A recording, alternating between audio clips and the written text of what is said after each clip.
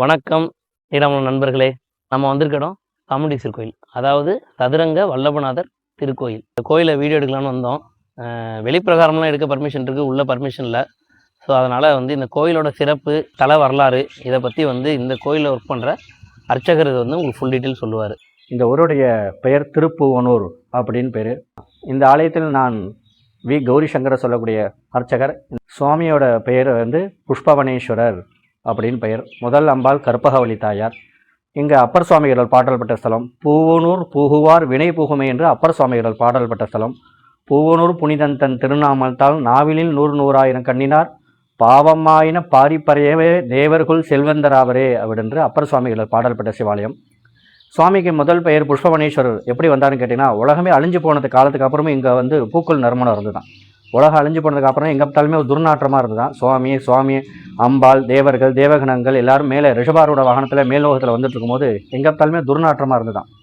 இங்கே கீழே வந்தோன்னா பூக்களுடைய வாசனை அதிகமாக இருந்தது தான். உலகத்தில் கிடைக்காத அத்தனை வகையான பூக்களும் இந்த ஊரில் இருந்து தான். அதுக்கு தான் இந்த ஊருக்கு முதல் பேர் புஷ்பவனம் அப்படின்னு தான் பேரா.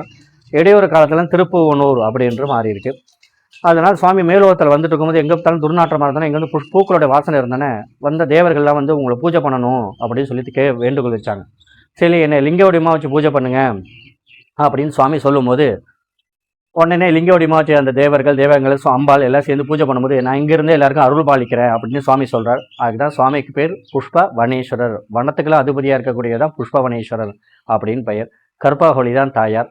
இப்படி வந்துட்டு இருக்க காலத்தில் திருநெல்வேலி நாட்டில் வசுசேன மன்னர் காந்திமதி என்ற தம்பதிகள் இருக்காங்க. அந்த நாட்டு ராஜாராணி. அவங்க செல்வம் செழிப்பு பணக்காசு எந்த ஒரு குறையுமே அவங்களுக்கு கிடையாது. இந்த ஜென்மத்தில் அவங்களுக்கு புத்திரபாக்கியங்கிறது கிடையாது. அந்த ராஜாராணியும் நிறைஞ்ச சிவபக்தர்கள். அனுதினமும் எந்த ஒரு காரியம் எடுத்தாலும் சிவ பூஜை பண்ணாமல் அந்த எந்த காரியம் செய்கிறது கிடையாது. ஒரு நாள் போய் நெல்லையப்பரை போய் தரிசனம் பண்ணுறார். எனக்குன்னு ஒரு குழந்தை வேண்டாம், எனக்கு அடுத்தது நாட்டு மக்களையும் பாதுகாக்க ஒரு குழந்தை வேணும் அப்படின்னு சொல்லி பிரார்த்தனை பண்ணுறார். நெல்லையப்பர் தரிசனம் பண்ணிட்டு அவர் வீடு திரும்பும் போது அந்த மன்னருக்கு இரவு நேரத்தில் கனவுல அந்த நெல்லையப்பர் தோன்றி, நாளைக்கு நீ தாமிரபரணி ஆற்றுக்கு குளிக்கிறதுக்கு போ அப்படின்னு சொல்கிறார்.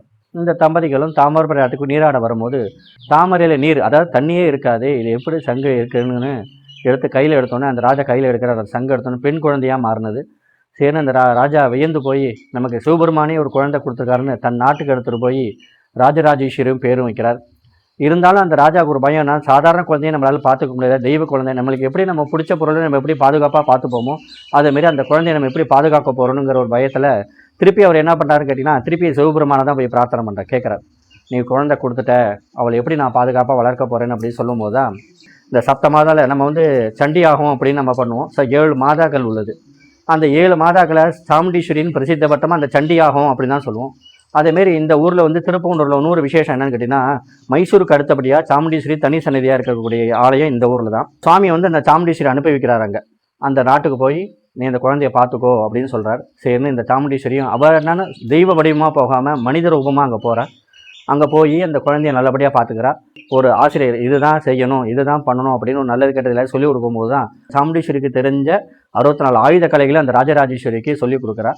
அந்த குழந்தைக்கு என்ன ஒரு ஆட்டம் விருப்பமாக இருக்கோ, அந்த 64 ஆயுத கலையில் என்ன ஒரு விருப்பமோ அதை தான் நல்லா தேர்ச்சி பெற்றிருக்கா. அதுதான் சதுரங்கம். இப்போ செஸ் விளையாடுறாங்க இல்லையா, அதில் நம்ம வெல்போர் யாரும் கதைகளுக்கு அந்த ராஜராஜேஸ்வரி தேர்ச்சி பெற்றிருக்கா.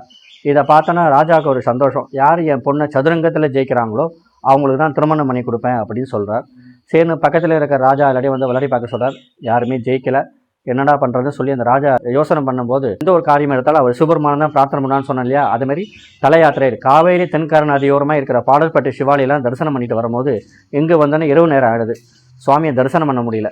இங்கேயே எல்லாம் தங்கினோன்னே சுவாமி முனிவராக மாறி போய் சதுரங்க ஆட்டத்தில் ஜெயிச்சிடார். அதுக்கு தான் சுவாமிக்கு 2வது பெயர் சதுரங்க வல்லபநாதர் பெயரும். 2வது அம்பாள் அந்த ராஜா சொன்னபடி அந்த 2வது அம்பாள் ராஜராஜேஸ்வரியை திருமணம் பண்ணிக்கிறார். அதான் 2வது அம்பாள் ராஜராஜேஸ்வரியும்.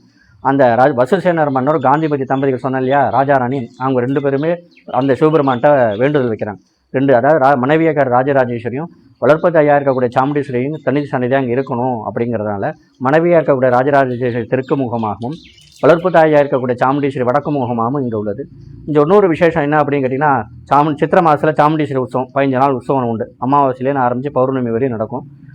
அதுவும் இல்லாமல் அனைத்து விதமான விஷக்கடிகளுக்கும் இங்கே சாமுண்டீஸ்வரி அம்மனுக்கு ஞாயிற்றுக்கிழமை காலை 9 மணி முதல் 12 மணி வரை வேர்க்கட்டுறது, எலிகடி வேர்க்கட்டுறது வச்சுருக்காங்க. எல்லா விஷக்கடிக்குமே நிவர்த்தி ஆகுது. இந்த வைகாசி விசாகம் ஒரு 50 வருஷமாக நடக்காமல் இருந்தது.